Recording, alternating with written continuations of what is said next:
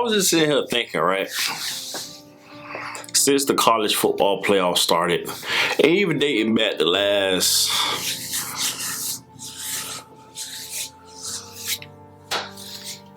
12 years, since 2009, how many times we done seen Alabama in the championship? And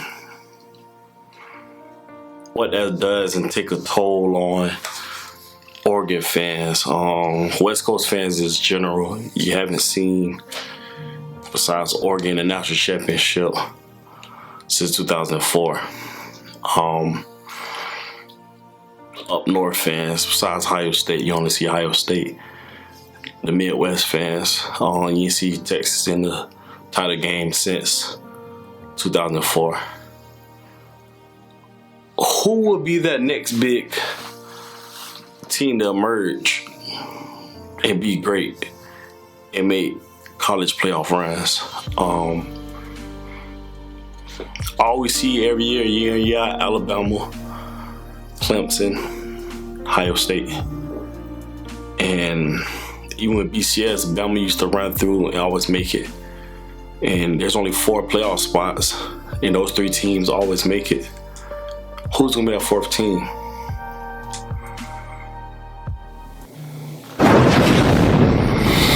So, this is what that video is about. What's good, everybody? I'm Lacavelli. This video y'all seen from the thumbnail. Will Cristobal do it? If you're a fan of somebody else, you watch my page, it's okay. Just sit here and watch the video. But if you're one of my loving Duck fans, I see y'all what's up. Y'all leave a go Ducks in the comments. And also too, before we jump into the video, I'd like to make a big announcement. I have declared that this page will now strictly be 99% football related. I do have a second channel coming up. I will give y'all that info another time, but yeah, I thought it'd be best we just gonna make this page all football.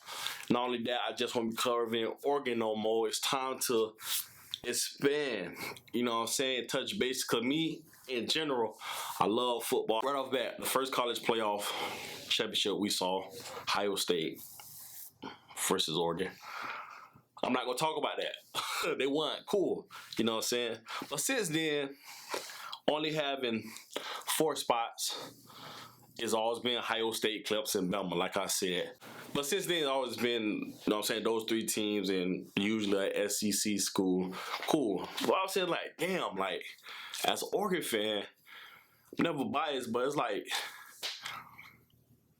we need to go ahead and be great and be that 4th team. Eventually, they're talking about expanding playoffs. Cool, I'm down. I'm for it. But since then, you had Ohio State win the championship of 2014. 15 Bama, 16 Clemson, 17 Bama, 18 Clemson, 19 LSU out of nowhere, and last year you have Bama. And I think to myself, like, let me just figure out what's going on with Cristobal. Let's take a deep dive in Cristobal. If he's really that coach that can bring the first national title to University of Oregon. In this video here, we're going to be talking about Cristobal in depth, of who he is, and how he's capable of getting us to a championship, how he knows what talent is, how he's been on teams and been around teams before being the head coach that had crazy star caliber elite talent that went on to NFL and still balling to this day. So let's go ahead and jump into it. Right off the bat, I see a lot of people talking about what Oregon going to do, what they can't do. Ohio State coming up, we won't be able to beat them, blah, blah, blah, blah, blah, blah, blah.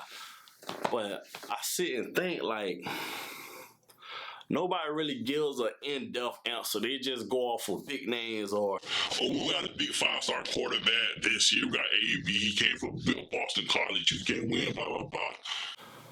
But nobody never talk about the coaches, how it's set up to where we have 3 head coaches under one staff. You know what I'm saying? Our OC is Moorhead. He was a head coach. DeRuyter was a head coach. And it's like, when you think game management, there's no excuses for Oregon to lack at game management and just lineups and executing what needs to be done. It's not like I'm saying we got a SABAN, Dayball, Cristobal, you know what I'm saying? I'm not saying like we got that three-headed monster, but for what it's worth, for the football heads to really know, like, this is a style where it's like, the times Oregon did go to national championships, these coaches were just fresh into their careers, you know what I'm saying? We never had three head coaches under one coach staff. When we played in 2014, we didn't have a DC and OC that was head coach previously. They were always just their position. In 2010 was the same way as well too. Chip Kelly was what, his second year? You know what I'm saying? Right off the bat, we got Cristobal. He's 50 years old. His win and loss as a head coach is 52-57. He's 3-3 in bowl games. During his time at FIU, he went 27-47, which is understandable. FIU as a whole. But we're going to talk about FIU in a second, and what he did and accomplished at FIU is pretty interesting. Not only that, but Cristobal been at Oregon. He's 25-10. Not only that, but Cristobal has 3 conference titles, 2 Pac-12, and 1 Sun Belt. Moving along to our OC, you got Coach Moorhead, age 47, which I did not know. I thought that Moorhead was older than Cristobal. Cristobal is actually older, so I don't know how that worked out. You know what I'm saying? Maybe Cristobal found the fountain of the youth. But let's move along. Moorhead, 47, as head coach, his record is 52-25. Moorhead knows how to win. He knows his quarterback position. He's been doing it for a long time. As a head coach, he's been winning. Bowl game, he's 0-2. That kind of scares me. We're going to touch bases on the bowl games after I'm done with all this, so stay tuned with that. At Mississippi State, Moorhead went 9-24. Fordham, he went 38-13. And since being at Oregon, he's 4-3 with a short year. Penn State offense coordinator. He took that offense before he got there from 340 yards per game to a whopping 432.6 yards per game in 2016 as the OC. That right there should have you guys happy as hell that we have him for the time being. And what I mean by that, I don't think he's going to stay long with the success that Oregon is finna. Yeah, you know what I'm saying? He won't be done. He won't be there that long. He's going to find another head coaching job. Same as DeRuyter too. That's how I feel. I feel like DeRuyter may go back to a small school like for Fresno State, like a mid-level Fresno State type school. But hey, you never know. He might climb and get something big. You never know. Moving on to DeRuyter, which is 58. He's the oldest out the coaches and staff with these 3 guys. As a head coach, he's 31-30. He's right there with Cristobal with being 50, 500, under 500, what you want to call it. DeRuyter as well as 1-3 in bowl games, which scared me, but we're going to talk about that in a second. As an interim head coach at Texas A&M, he went 1-0, and that was it. At Fresno State, he's 30-30, so he was right at 500 the whole time he was at Fresno State, and also he was able to win 2 Mountain West titles. As a total, these coaches went 135 to 112 losses, the head coaches. Wins and losses. When it comes to bowls, their combined record is 4-8. And that's what scares me, because we talk bowl games. Bowl games are just like playoff games in a sense. It's the same thing, you know what I'm saying? Just stay with me. But this bowl record, it kind of scared me, because like they can't get it done, you know what I'm saying? I really want to see Cristobal win the championship with Oregon. I truly do, you know what I'm saying? I truly do. And this is like my rant. This video is like a rant, but if you still here watching the video, just leave a comment. But I really want Cristobal to do it. And like I said, once I go more into the video of who Cristobal is coach, I really think he can pull this off. He really can bring not even just the Pac-12, the West Coast dominancy to up on a microscope. Like, yo, these guys can ball with the South and the East Coast. With that being said, man, I hope they can do it. I hope they come together collectively and get the job done. Recruiting, we've been going crazy recruiting. That's understandable. But developing talent, doing what you need to do as a coach, and getting the job done, winning that championship. This video right here and all is not the bashing of the team, not the bash Cristobal or Oregon. It's just to shed light on Cristobal, who he is. If you don't know who Cristobal is, we're finna talk about him in depth. Who he's done coach, who he done been around, that's been on a team, who he done won championships with. We all know he played for Miami and won a championship. But on the coach spectrum, what he has done, we finna go ahead and jump into it. So Cristobal at FIU. Notable players that he coached: Jonathan Cyprian, T.Y. Hilton, Antoine Barnes. And not only to mention with FIU, he had a few guys, but also to note, after Mario Cristobal's departure, no player got drafted from FIU until 2017. Cyprian and Torok both was Mario Cristobal guys. So what I mean by that is after he left, those guys were still at FIU, coach under somebody else, but Mario Cristobal was the one who raised them up. You know what I'm saying? So that right there show you from when Cristobal left in 2011, 12, nobody got drafted until 2017 with Jonas Smith and other guys. You know what I'm saying? So that right there show you like, damn, once this coach left, FIU wasn't even seeing guys get drafted again, like pro days again. Scouts come to their pro days, which is kind of show you the whole weight for a guy who that was his first run as a head coach.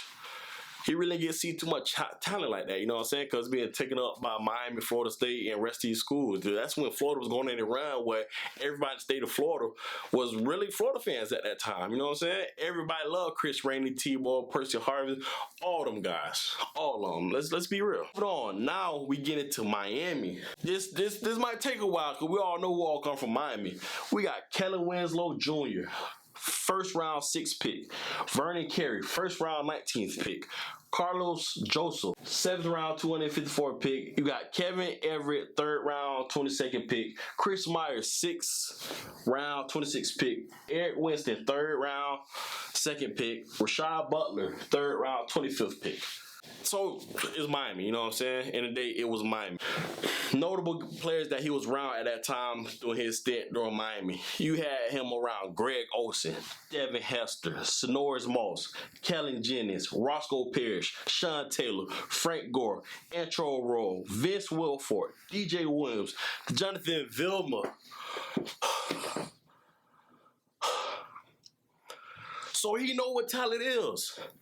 So for Oregon fans who think like, oh, Cristobal know what this is, then he got this guy starting this position. He's been around legends and elite players that went on to NFL. Just at Miami, he got guys from FIU. Jonathan Cyprian was a baller.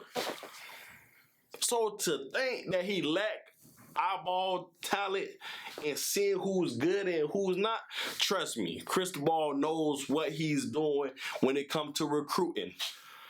Now let's jump into Alabama. DJ Fluker, first round 11th pick. Chance Warmack, first round 10th pick.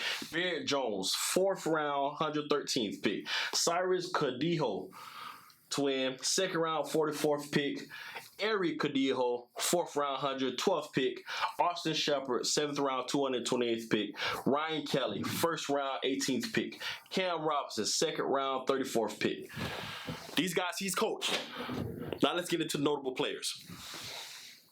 John Allen, Marlon Humphreys, Kenyon Drake, Cyrus Jones, Derrick Henry, Reggie Ragland, TJ Yeldon, Landon Collins, Amari Cooper, AJ McCarron, Clinton, Ha Clinton Dix, CJ Mosley, Eddie Lacy, and D. Milliner.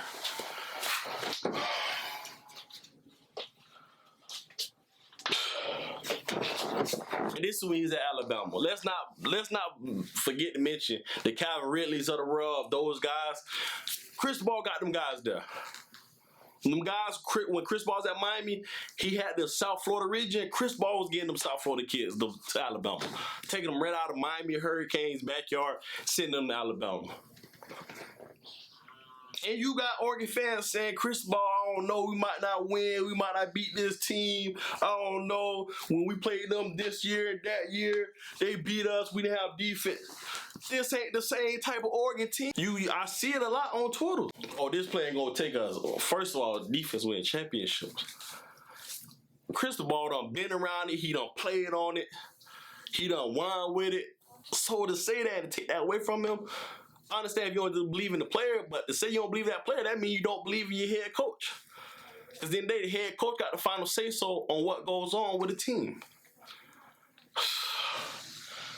But let's go ahead and get into Oregon. He came into a rock situation, and it shows how good Cristobal is as a coach because the players all stood up and formed a little union, whatever you want to call it, and said, hey, we want Cristobal our head coach. Y'all need to have no kind of search service. Y'all need to post this on LinkedIn profile, whatever the case may be. We want Cristobal. You know what I'm saying? Coach, I ain't gonna say his name, went to Florida State, he did what he did. It is what it is, man. We want Cristobal. That show you how much players love him, the charisma he bring, the energy he got, and how people can just gravitate towards Cristobal. I don't even know what to say, man. Y'all just stay tuned and watch greatness, man. And before we get out here, let's just mention Moorhead, who they coach too. So like I said, I talked about management. It should be, everybody make mistakes, but it shouldn't be too many mistakes, man. Oregon going on a rampage tear this year in the next few years, man. Moorhead done coach McSorley, Saquon Barkley, Juwan Johnson, John Urchel, Kyle Carter, Chris Goodwin, Deshaun Hamilton, Miles Sander, Mike Gesicki. So from an OC standpoint, Moorhead know what he doing. He know who's good. He know what it take to be an NFL player or not, a CFL player. Trust me, these coaches be knowing who that caliber, who not. It's neither personal, just business. It truly, at the end of the day, is a sports entertainment, but it's still a business. So fans always taking it from an emotional, personal standpoint when it shouldn't be that way. Y'all should open your eyes. Like, yeah, it's understandable. Not only that, the rookie coach Von Miller and Evan Weaver,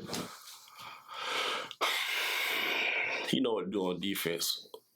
But I'm Machiavelli. That was my little rant for the day. Like I said, this page now will be strictly football. I got another page coming soon. I'm going to be touching base with every other team, NFL, college football. It just won't be Oregon as well. But y'all leave a comment if you still watching about my little rant. My battery on my camera down. But man, y'all stay tuned. Y'all follow me on IG, Twitter. Man, we really finna take over with this page, man. So you've been here since day one. Hey, I appreciate you, man. I really do appreciate it, man. But we really finna take over YouTube, man. We finna start dropping bangers. And we really finna be spitting that real when it comes to this football stuff. A lot of people be scared to touch base with this and that, and they want to say this and that to get some brownie points. But nah, I'm gonna keep 100. I want to start doing interviews with players as well, too, fans, coaches. So y'all stay tuned. The content gonna be following this page. This page is strictly football. Now I'm Machiavelli.